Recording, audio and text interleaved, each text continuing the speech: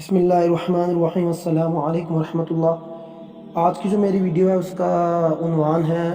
اصول دین، یعنی دین جو ہے وہ کن اصولوں کے اوپر کھڑا ہے، دین کی اصل کیا ہے۔ دین جو ہے ہمارا عمومی طور پہ ہم 5 عقائد کو جانتے ہیں جو ہمارے عقیدے ہیں، جو ہماری اصل ہے، یعنی عقیدہ توحید، رسالت، ملائکہ، آسمانی کتب پر ایمان اور آخرت پر ایمان، عقیدہ آخرت۔ لیکن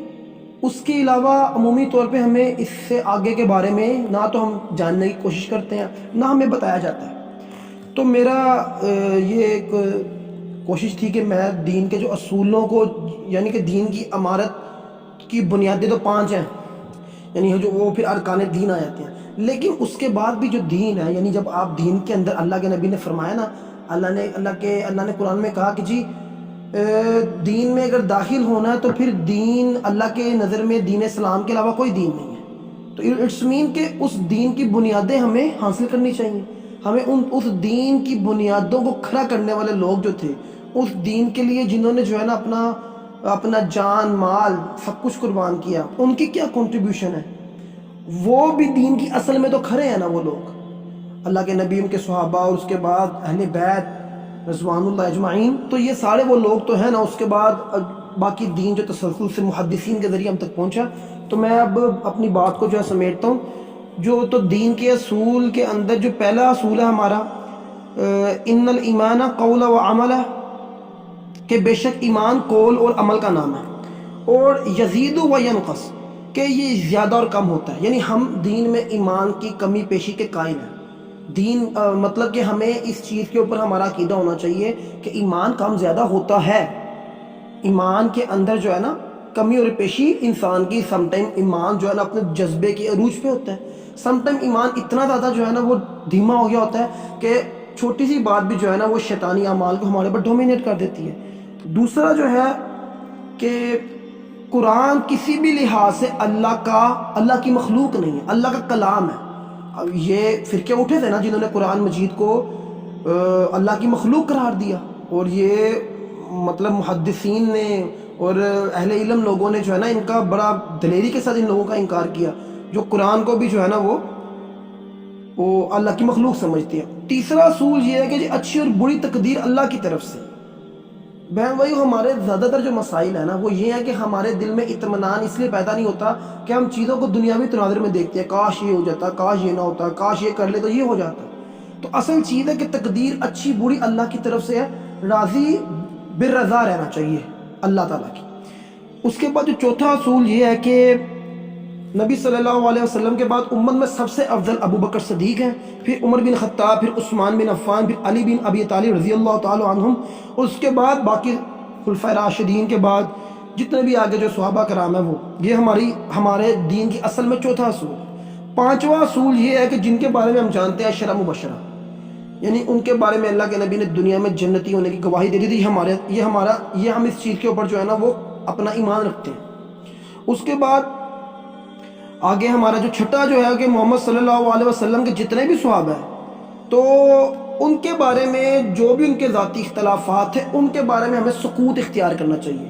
یہ بھی ہمارے یعنی جو اصول دین میں آتا ہے، یعنی مسلمان ہونے کے ناطے ہمارے پاس ان چیزوں کا علم ہونا چاہیے کہ صحابہ کرام کے درمیان جو بھی اختلافات ہوئے تھے، جنگ چمل، صفین، ہم سب جانتے ہیں، ہم نے عمومی طور پہ سنتے رہتے ہیں، تو ان کے بارے میں ہمیں سکوت اختیار یعنی خاموشی اختیار کرنی چاہیے۔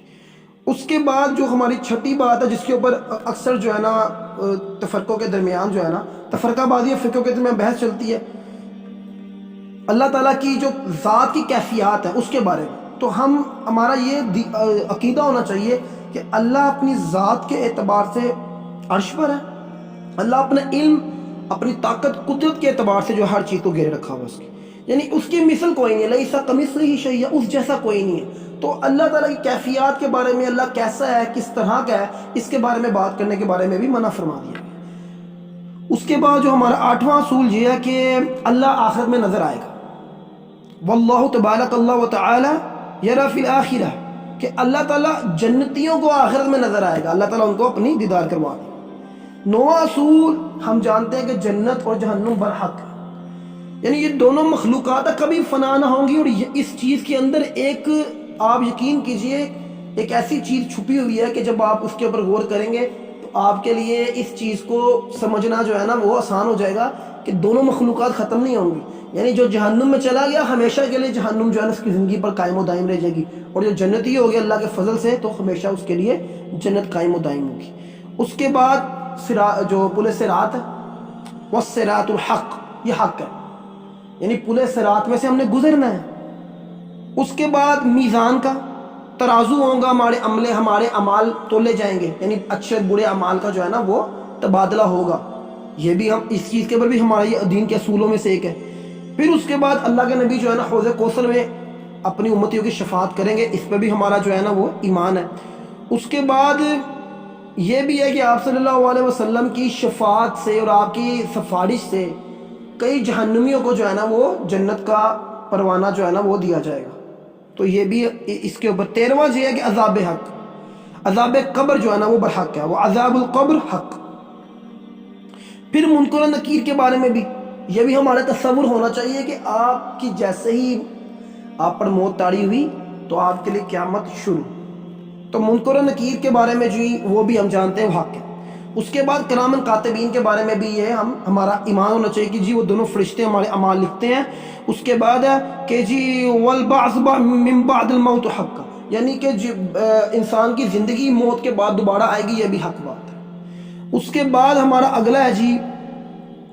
کہ کبیرہ گناہ کرنے والوں کا معاملہ جو ہے نا وہ اللہ کی مشیت کے اوپر ہے. اب ہم کہتے ہیں نا کچھ لوگوں نے اس چیز کے اوپر بھی اپنے بڑی امیدیں باندھ رکھی ہیں کہ جی اللہ مالک ہے, اللہ, تو یہ بات درست ہے, برحق ہے کہ اللہ اپنی مشیت سے کئی لوگوں کو جو ہے نا وہ ان کی جہنم جو ہے نا وہ جنت میں تبدیل کر دے گا. لیکن ہم یہ معاملہ اللہ کے سپرد کرتے ہیں, اس کے اوپر ہم کسی کے بارے میں کہہ نہیں سکتے, اور نہ اس کی بنیاد بنا کر آپ اپنے اعمال سے غافل ہیں.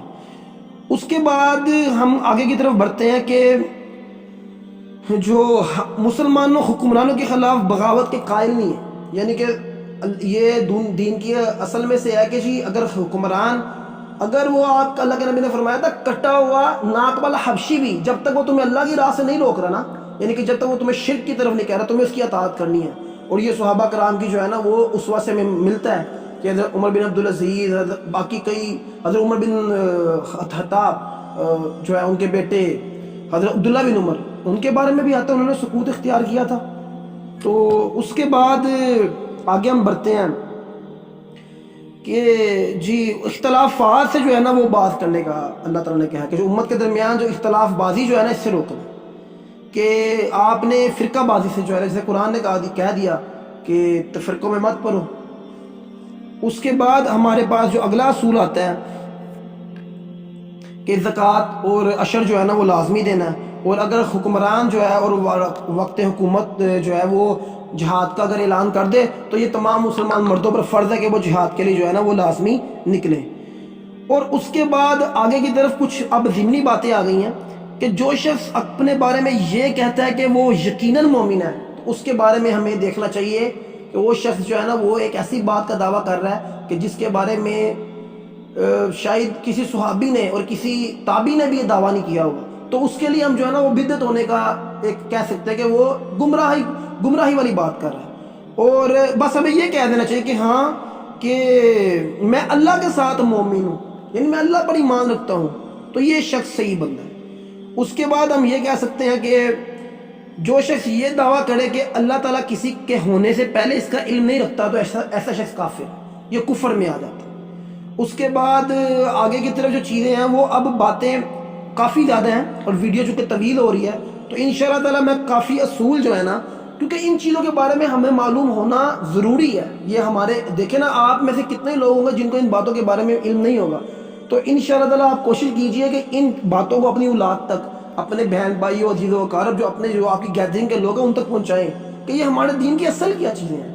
پھر اگلی ویڈیو میں کوشش کروں گا کہ باقی چیزوں کو بھی کنکلوڈ کر دوں تاکہ ایک واضح ایک خاکہ تو موجود ہو کہ کون کون سی چیزیں جن کے اوپر امت کے بہترین لوگوں کے درمیان جو ہے نا وہ ذکر اذکار ہوا,